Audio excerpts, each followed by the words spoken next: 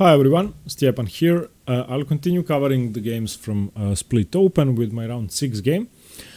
After having lost, then won, then lost, then won, then lost again. In round 6 I faced a lower rated opponent once again, a 1700.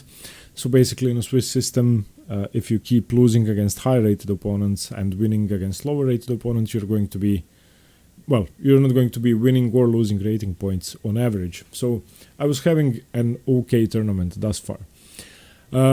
My opponent plays the English opening, that much I knew, that he only plays the English. So I prepared for that. By the way, our correspondence game is on the community tab. I'm going to post today's move there straight after the video, so you can vote there. And somebody asked, why do people discuss their moves in the community tab? You can do that. I'm not going to be reading the comments just to count the votes. I'll really try to figure out the position by myself and not take your discussion into consideration. Okay, now let's get into the game. So c4, I've been playing knight f6 lately against the English, but I decided to stick to my c6 Caro-Kann defensive system against the English, and here my opponent surprised me with a move I've never seen before, but I took my time and calculated properly and found a solid continuation. He played the move queen a4, and when I was looking at the game afterwards, I saw that it was played less than 100 times, I think 30 or 40 times before. Last time in 2012, and not many grandmasters have played the move. So on the board, at the board, I was trying to figure out the position and what the point of this move was. Obviously, the point is that I cannot play d5, which c6 prepares. Or if I do play d5 after cd5, I would have to recapture with the queen. That's one thing. And in many variations after knight c3, I don't even have the option. I don't even have the option of d5 at all, because the queen is pinning my c6 pawn. Other than that, I couldn't see what the point of queen a4 was. So my plan was to reinforce d5 as much as possible. I wanted to play knight f6, e6, d5, and get a semi-Slav structure which I know how to play, with his queen misplaced on a4. And that's what happened. Knight f6, knight f3, e6, d4, d5. And here I knew I had to be equal. There's no way white is better here. This is a structure I know. And instead of having a knight on c3, he has a queen on a4. So this is a semi-Slav in which white has a queen on a4 instead of a knight on c3. This has to be better for black, or at least equal. And this is in fact one of the best continuations, so I figured the position out correctly. He played e3. I played knight b to d7, and here he played a move which I don't like, because it gives me a clear plan in the position, c5. And at first glance, I just thought it was a horrible move, but then I started calculating stuff out. So obviously, I'm going to play e5, and in order to do that, I either have to play bishop e7, castles, rook e8, bishop f8, e5, or I can play queen c7, e5, which is much faster. And as soon as I play e5, I'm going to have an advantage in the center, and I'm going to have the open e-file to work with. And especially if his king is still in the center, then that would benefit me more than him. Okay, but the problem was, I was calculating the move queen c7, and what I didn't like in this position was the move bishop d2, which he didn't play. But after bishop d2, e5, I was looking at the move bishop a5. And now I probably have to play b6. If I don't play b6, then queen b8, which doesn't seem that good. So b6, and now I guess knight e5. Maybe b takes bishop, queen takes c6, something like that would happen, which wasn't clear, and I wasn't sure what this position is like for me. Okay, upon further analysis after the game, I saw that it was good for me, but I couldn't figure it all out at the board.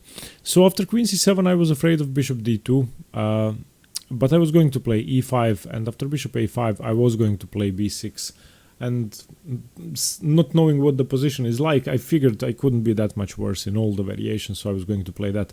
But after queen c7, he played the second move I was calculating, and that's b4, and now it gives me time to play e5.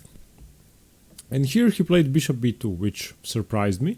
It does defend the d4 pawn, but I always have the option of e4. So I was calculating e4, knight f to d2, and maybe b6, playing for a pawn break on the queen side. or even after knight f to d2 just playing bishop e7 and castling before breaking up the c5 square. And I don't see how his bishop is in the game. I really don't see any future for that bishop. Maybe, well, not even that. If he tries f3, taking here, he could push through d4, d5, but I guess I have time to stop that somehow. That's one thing to open up the bishop. But in any case, if he would open up the bishop, it would take him a lot of moves. But after bishop b2, I was also calculating opening up the center. And I liked my queen and my bishop on these two diagonals. And I like the fact that my knights can jump into e4 and f6 and g4. So I figured, since I don't really want a positional game, I wanted to play aggressively, I'm going to open up the center and not play against the bishop, but play for an attack, because it's obvious that he's not castling queenside. He's going to have to castle kingside, and this is going to help me create an attack. Obviously, I could expect that this was a worse move than e4, and it is much worse. This is now slightly better for white, and advancing the pawn would have been slightly better for black. So after ed4, he should have taken with the knight, I think. Taking with the knight makes the knight almost perfect, and looking at the f5 square. Instead of that, he took with the bishop. Bishop takes d4, and now I had a plan of playing a5. This was my plan all along in this structure, after he had played b4. And I couldn't figure out whether I should play bishop e7 castles first or play a5 first. I played bishop e7, which was a mistake. a5, knight bd2, b5, queen a3 would have been the best continuation, and just getting this, let's say queen a7 defending my rook, and now ba5, queen a5, maybe queen a5, rook a5, and I have this pawn structure which is favorable. I have a target here which is hard to defend for him, let's say knight b3. And sooner or later I'm going to put even more pressure on the pawn, for example like this, and something is going to drop. So it's going to be hard for him to defend. But I didn't do that because I wasn't really sure whether I should continue playing aggressively before I develop and castle my king. I wasn't sure whether he has some counterplay or not. So I figured, if I play bishop e7, knight bd2 castles, what could be wrong with a5 now? He played bishop d3 here, and I played a5, and it's not the same thing. As it turns out, the position is not that good anymore. If you turn on the engine now, and I will, it's almost +1 for white. And if I had played after bishop b2, ed4, bishop d4, a5 immediately, you can see that it's almost -1 for black. Okay. But anyway, a5 now, and my plan was, I didn't expect a3, I expected him moving the queen. I was going to play b5. And after b5, en passant simply doesn't work. En passant doesn't work because I play knight b6, and he's going to have to move his queen away or give up the bishop. Either one is bad, and I'm going to have enough defense for my c6 pawn, and I'm going to have huge pressure on b4 because the rook is hanging, if he exchanges the bishop. So here, if he does something with his queen, then the rook is hanging. And I can always play something like bishop b7 and then take, attacking the queen, attacking the pawn, and this would have been overwhelming. After a3, b5, he didn't take en passant, he played queen c2, and now I exchanged, going for the same pawn structure, ab4, rook a1, bishop a1, going for these two targets. And I figured I should be slightly better. I was wrong, white is slightly better, but I figured that I have easier targets to attack. He has c6, I have b4. So I played rook e8, castles, and now my plan was to develop and to untangle my pieces. Firstly, I played bishop f8. I have problems on the h7 square, and in order to move my knight, I have to do something. I also would like to play the move knight e5 in some positions, which is now defended by the rook and by the queen, to make sure I can open up my bishop and stuff like that. And I changed my mind somewhere at this point before calculating bishop f8. I cannot be better. It can only be equal or perhaps even slightly better for white, because it's really hard to play for me and I still have to develop. Okay. Bishop c3 played here, h6, I want to stop any tricks here, and my next plan is going to be g6 and bishop g7. I want to leave a square for my king on h7, because something is going to be coming down the a file. I don't want to stay stuck on the 8th rank. Rook a1 immediately. And now I played the move knight g4, and this was the first part of my plan, which I had formulated. So h6 was necessary because I want to play knight g4 without hanging h7. So after rook a1, knight g4, my plan is now to exchange some pieces, because if I don't exchange the pieces, my c8 bishop is dead. He played queen b2, which defends e5, but not enough. I have 1, 2, 3, 4 defenders, attackers, and he has 1, 2, 3. So knight g5, exchanging the pieces off and hopefully getting rid of one bishop. So knight e5, knight e5. Instead of moving this bishop, he exchanged his dark squared bishop, bishop e5, rook e5, and now I knew I should be equal. Definitely, maybe even slightly better, because I have the bishop pair. We both have one weakness, and the only concern I had in this position was knight b3, knight d4, and targeting c6. But I was going to play g7, g6, bishop g7, and take the knight. And as soon as I take the knight, equal or slightly better for me. Knight f3 he played, which I was happy to see. Still, the knight can still go to d4. But now, when it's serving a defensive purpose, it's going to be hard to move it then from b3. Rook e8. He played rook a8 here. And now, I played the move g6, queen a2, bishop g7, and now I'm ready to take on d4 if he plays knight d4. Rook a7, I played queen d8, and here he played the h3. And at this point, I've spent maybe half an hour of my clock. And here I've spent more than half an hour on one move. So pause your videos and calculate bishop takes h3. Does it work or not? It's really, well, okay, calculate bishop takes h3. You can pause the video. Okay, so during the game, I saw bishop h3 immediately and saw that it has to be good. Let me just show you one of the variations. So bishop h3,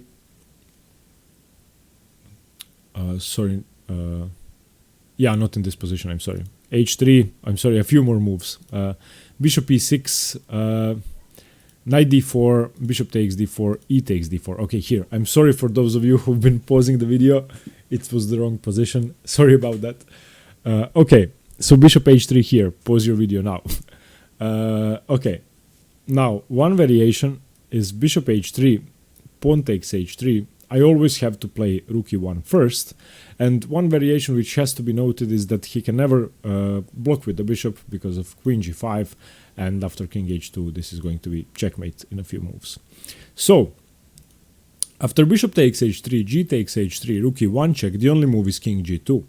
And after I check on g5, the only move is king f3. If he plays king h2, then queen g1 is checkmate. So king f3, and this is the position I had in my head.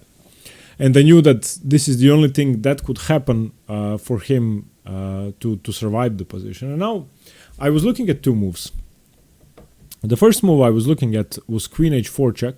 The only move for him is king back to g2, and now queen d1.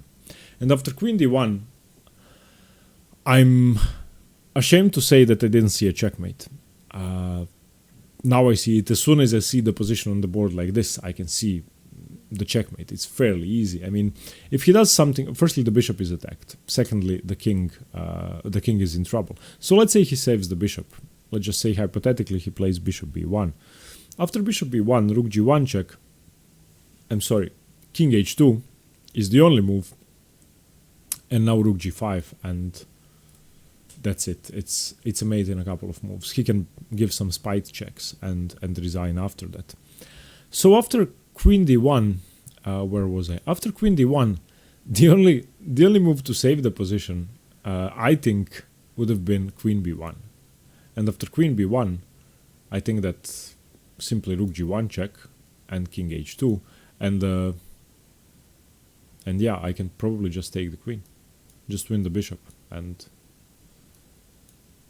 just probably be better here. That's the worst thing that could happen. And queen b1 should be the best defense. Now I still didn't look at the position with the engine. But, okay, let's turn on the engine now. E takes d4. Okay, I didn't look at bishop takes h3 with the engine up until this point. So, okay, Bishop takes h3. The best move is not taking, but that's not critical, I just win a pawn. So let's say bishop takes. Rook e8 check. King g2 is correct. Queen g5 only move, king f3 only move. And now not queen h4? Okay. Let's look at queen h4. Queen h4. King g2. It says queen g5. What about queen d1? Okay, queen d1. It says queen b1 is the best move. Anything else? Mate in 7. Yeah, saving the bishop is mate in 7. Let's say he defends like this. Okay, this is minus 3.5. So let's see what happens.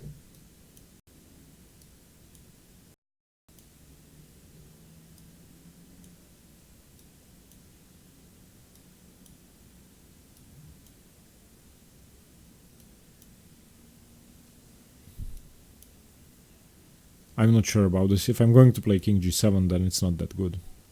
Okay, so not queen d1 after king g2. Let's see. Queen g5, which it proposes. And now queen g1. Okay, let's see what the difference is. Queen g1, rook b7. Who's going to play rook b7 here? And king g7. I have a queen on g1. His king is on f3, and I'm going to play king g7. Okay, yeah, and that's why I didn't take on h3.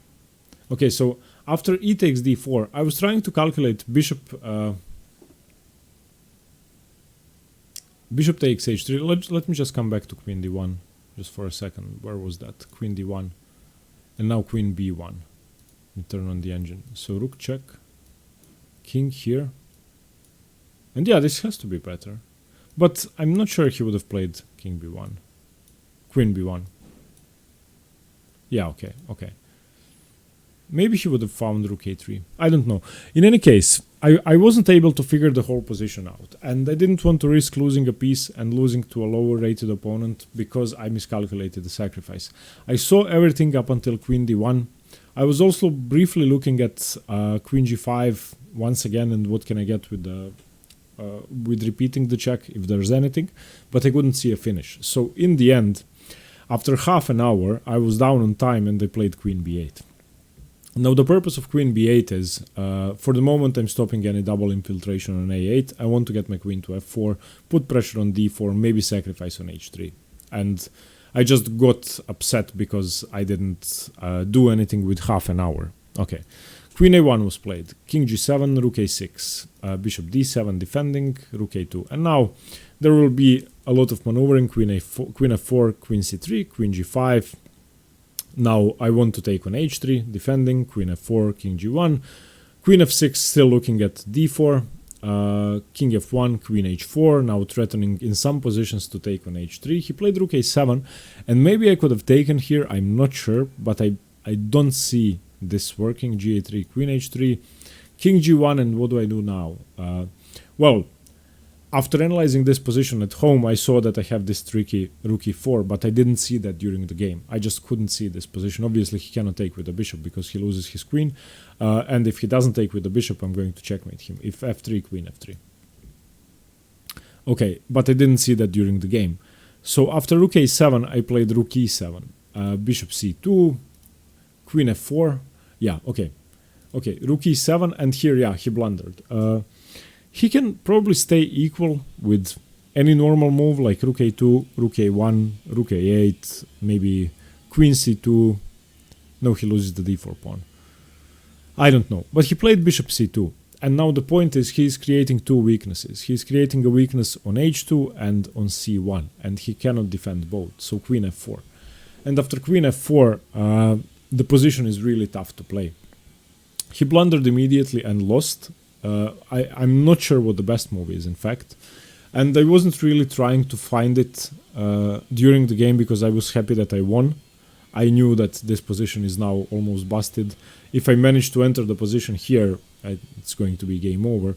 And if I check him here, then it's just done. So he has to do something about that. Let's see what the best move is. The best move is rook a1. Okay. And I go here. f4. In this position, I was looking at just taking on f4. What's the point of rook e6? How would a human ever find rook e6? That's impossible. I'm just wondering what rook e6 is about.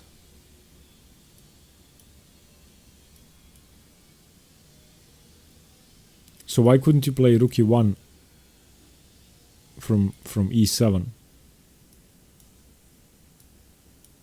Okay, so rook e1 was the best defense. Rook a1, I'm sorry. And after queen h2, f4, I was calculating just taking here. And doing something like this, yeah. And I figured this would have to be enough. And I wouldn't exchange the queens, I would play queen g5. What? He can give up his rook here? Oh, he wins the rook back, okay. Okay, this is not that clear. Okay, so luckily for me, he didn't find rook a1. After queen a4, he played g3, which just loses by force, and now... I'm sorry, some of my neighbors are doing some construction. Sorry about the noise. So yeah, now pause the video and calculate everything until the end. Black to play and win. The game is just over. At the end of the variation, you win the rook on a7. So the variation is bishop takes h3, king g1, queen c1 check, obviously, because you don't want to have your queen hanging. And after king h2, you don't take on a7 immediately because he will take your bishop. Queen f1 first, he cannot take the rook because of queen g2 checkmate. He has to play queen f3 and now you take.